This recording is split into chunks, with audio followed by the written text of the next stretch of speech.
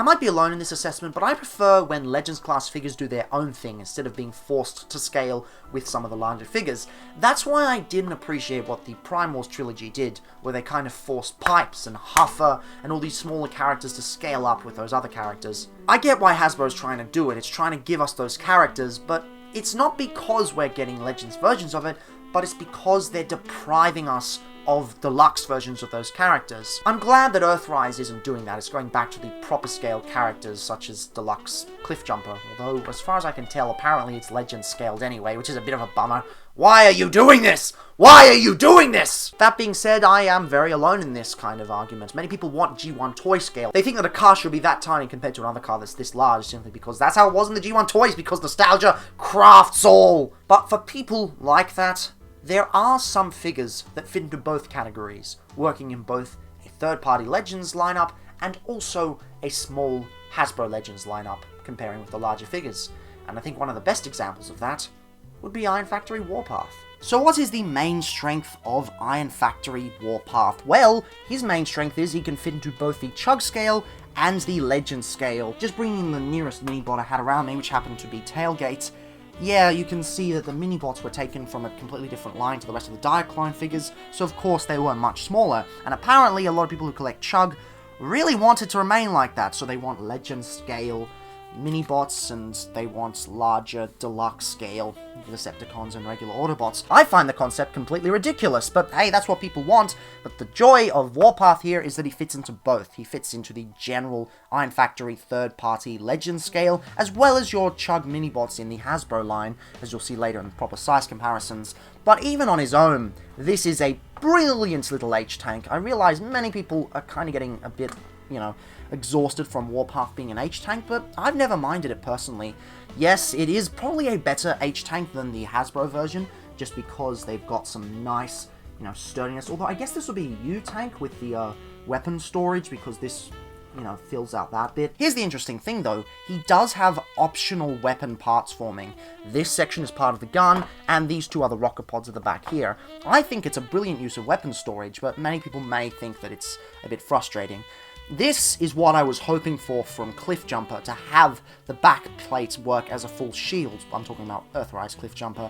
If they'd done this, it would have been a lot more palatable, but what they've done instead is just a bit lackluster. But that's neither here nor there. Warpath is a bloody brilliant tank. He's a bit light on the paint, thanks to most of the paint being used on the treads instead, but the treads are all painted, which is rather nice. You also got a bit of silver back there, but that's primarily for the robot mode. One thing I do find a little bit messy are these panel sections here. Yes, they do lock it in together, and they have been praised by many people, but I just feel it hasn't been done the best. Now, the way it works in robot mode's quite alright, but what we have here, that's the only thing I can really criticize. Everything else for the scale is done exceptionally well. The turret's also pretty posable. You get some nice rotation. You get even more if you move it up because it's on a double hinge as well. Now, one thing I'm also a little bit disappointed about, this isn't a flaw, this is just a personal disappointment, is that's how you rotate it up and down. Use the double hinge like so.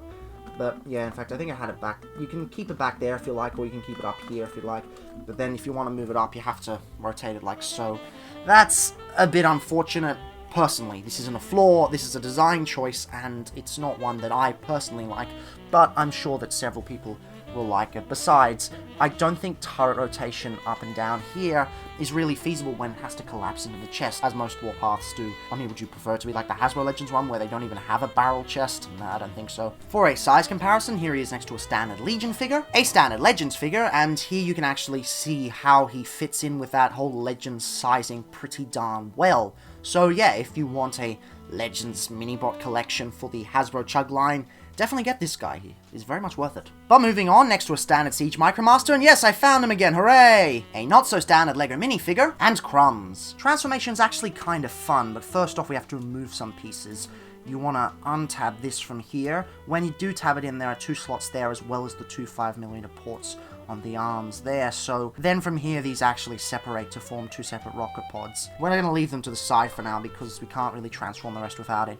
Then you come around here and separate this entire section here. Pops right out like so. It's pegged in under there, as well as on the top there, as well as on the sides there. So there's a lot of places where it's pegged in. It'll sort of be in this configuration when you get it out. You want to close it up, and that will allow you to bring out the 5mm peg, and then these sections will fold down over the top. The barrel's actually stored at the back of the turret here. It just pegs out of there, port under there, and a peg right there. And then that pegs in there and also locks this whole assembly into place. Overall, a pretty underwhelming gun, but it gets the job done, and at least they did something with the weapon parts, and the parts forming. Now for the meat and the potatoes, you want to take these panels on the side here and bring them down. You also want to bring these here, they're on a double hinge that you want to straighten out, rotate around and peg into place.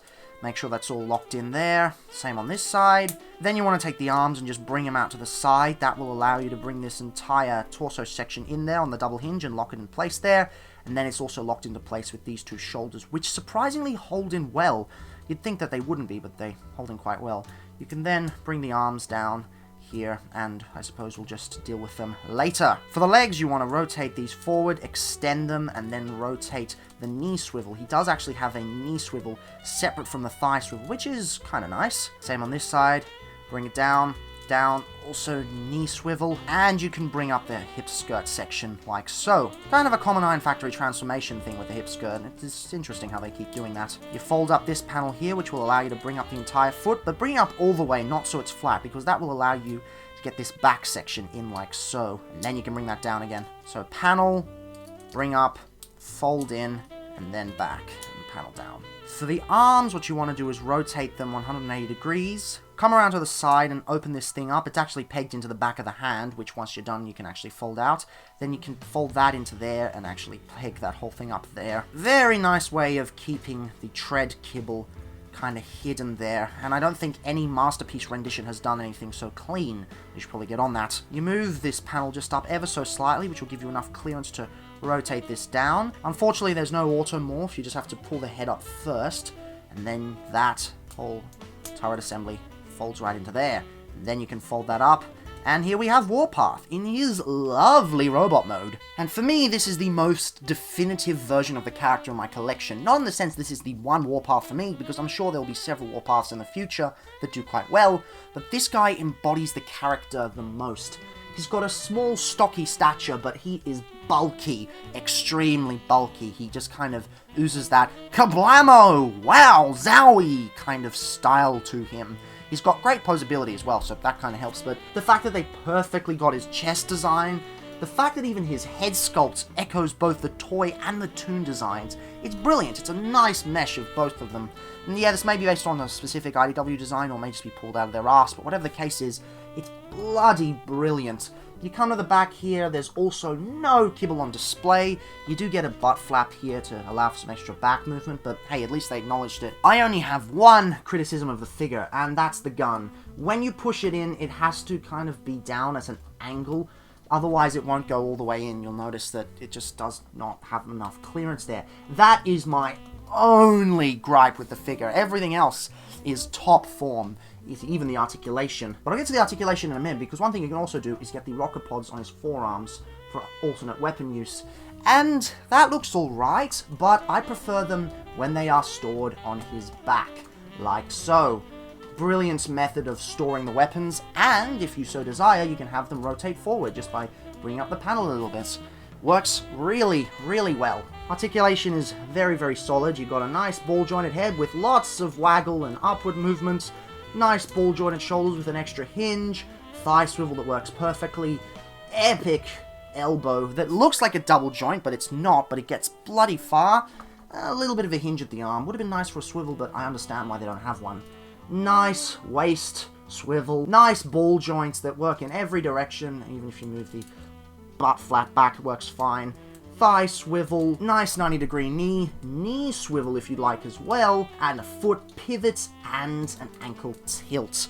Yes, that is lovely articulation in almost every single category. And of course, for your size comparisons, here he is next to a standard Legion figure, a standard Legends figure, proving once again, if you want a chug Warpath that's in the Legends size, well, get this guy, he works perfectly. A standard Siege Micromaster, a not-so-standard LEGO minifigure, and crumbs. On his own, Iron Factory Warpath is bloody brilliant. He does everything right for a Warpath. Yes, he's an H-Tank, but I think he's a brilliant H-Tank. In fact, I think he's better than the actual deluxe figure. He nails absolutely every aspect of the character and has amazing articulation, but I think the true strength of this figure is how it's designed. Given its Legends stature, it fits into both a Chug lineup and also a 3P Legends lineup, because Warpath should actually be a big chunky fella being a tank, but of course he's a mini-bot, so many people don't think that. I'd love to see the sale numbers for this, because he could really fit into a lot of situations.